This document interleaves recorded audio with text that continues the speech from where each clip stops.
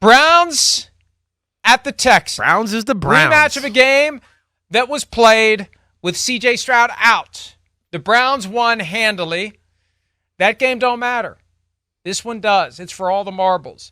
It's the presumptive coach of the year in Kevin Stefanski, the PFT coach of the year. We'll see what the AP awards eventually might be. Against the runner-up, DeMeco Ryans. The Texans are at home. The Texans are underdogs.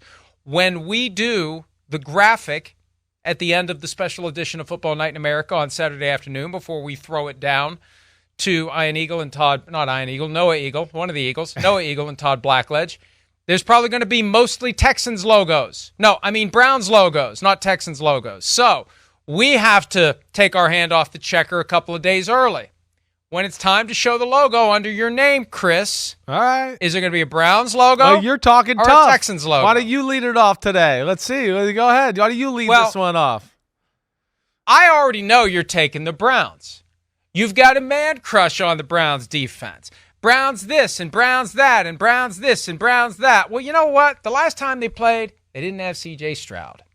And I've already seen CJ Stroud in a playoff game. Haven't seen Joe Flacco in a playoff game this year. Haven't seen the Browns in a playoff game this year. I saw CJ Stroud on Saturday night in a playoff game. I saw him come right onto the field, first play from scrimmage. He throws a long touchdown pass. I saw him win in Indianapolis, where it is not an easy place to win, and it was a playoff game for them.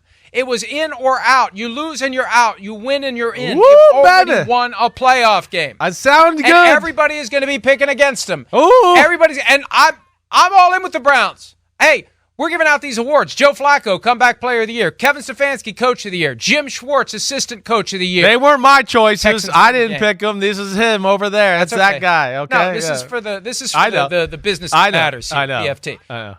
Okay, so You're saying we. I am I've part of thought this a about little. all week.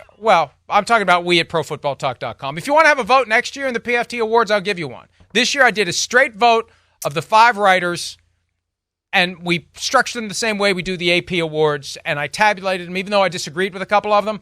Whatever the votes were, the votes were. So the Browns, well represented so far. Right. Regardless, I'm taking the Texans. I'm taking the Texans in this one. Not just because we disagree. I know we're going to disagree. If anything, I'd be inclined to agree with you, to maintain my edge, because I'm not so confident in this pick that I'm really willing to put at risk my lead. I just think the Texans are going to win, and I'd rather be right than wrong. Yeah. And I'm pulling up the score, 20-17.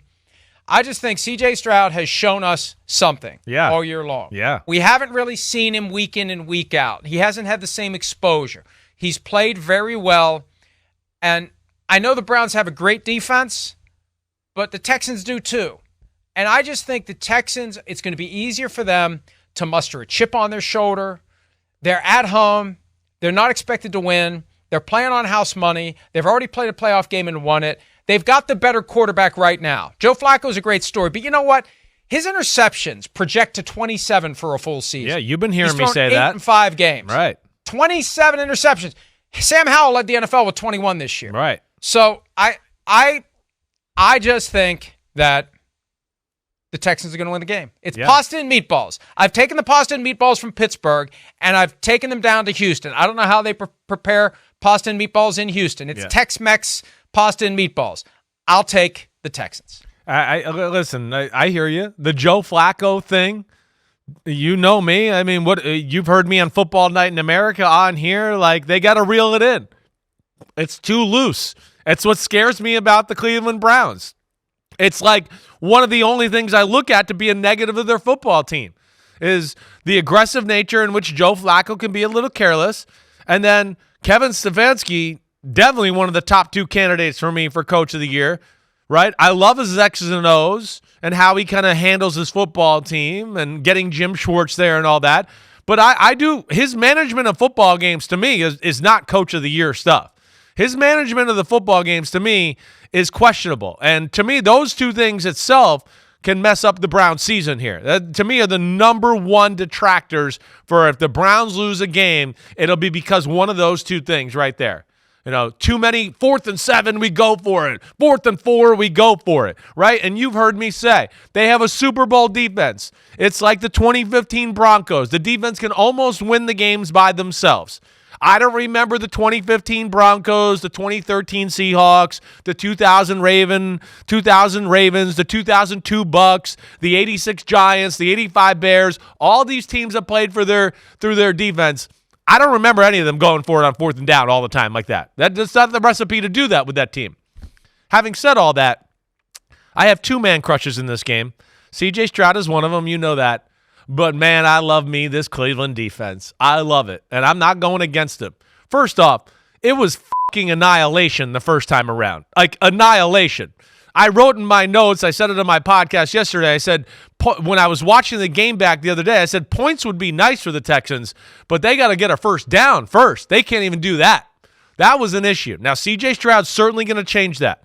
And as aggressive as this Cleveland defense is, I could certainly see, one slip by a corner or Nico Collins gets off the jam, and it could be big plays and some of the stuff that you're going to want to see if the Texans pull it off.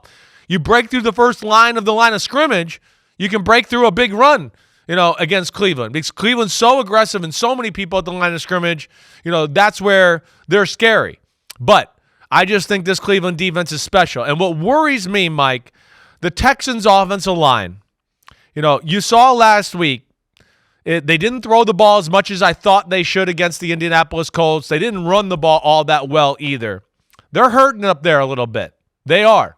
They're not at full strength.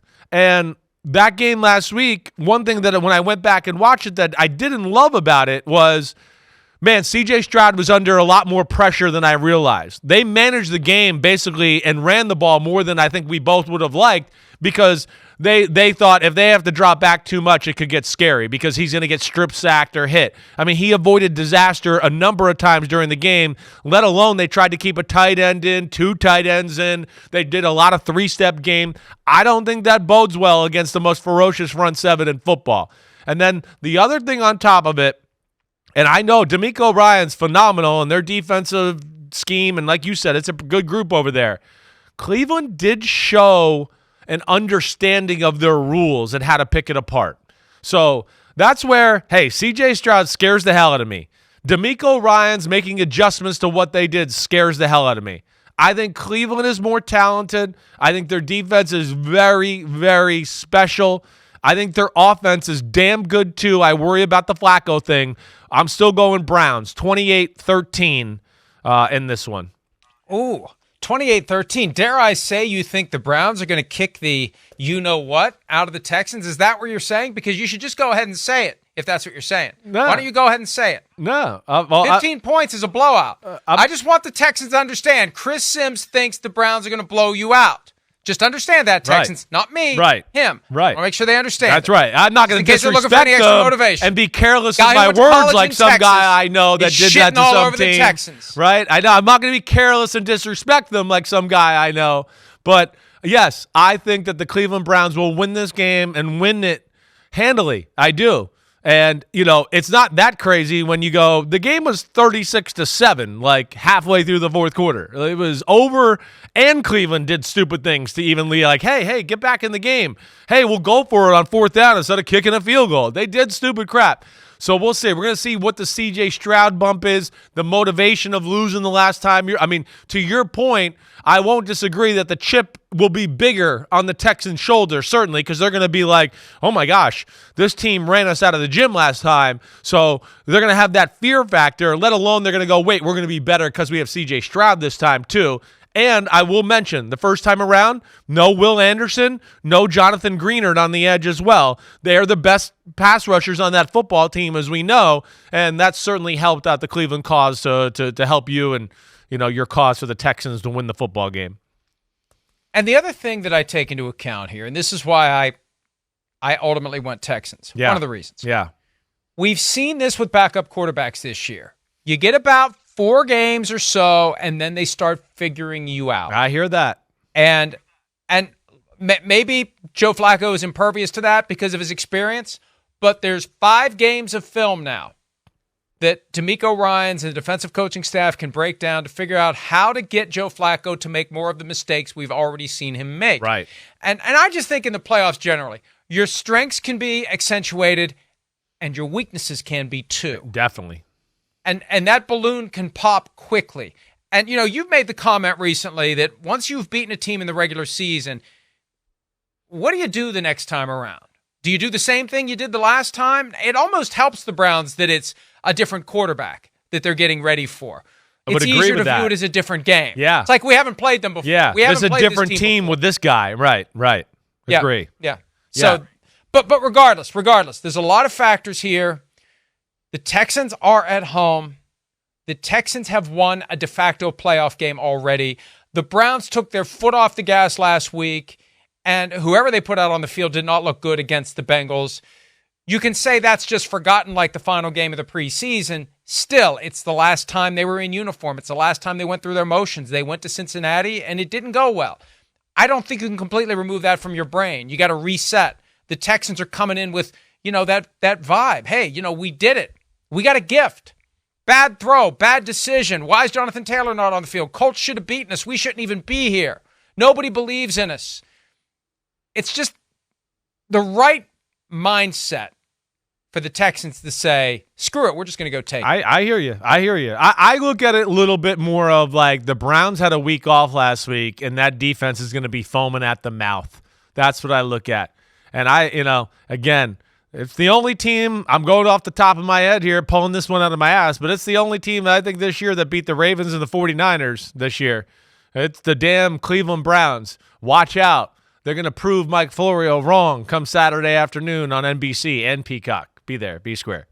Yo, what up, homies? Thanks for watching. Remember, subscribe to Chris Simms Unbuttoned. Right now, we got Sunday Pod, right? So you can have it Monday morning. We recap all the action. Wednesday, it's the What the Happened podcast. We're going to get deep in the weeds on the key matchups of the week. And then Thursday, I'm picking games with that jerk Florio. So you know where to find us, homies. Keep watching. Peace out. We'll see you.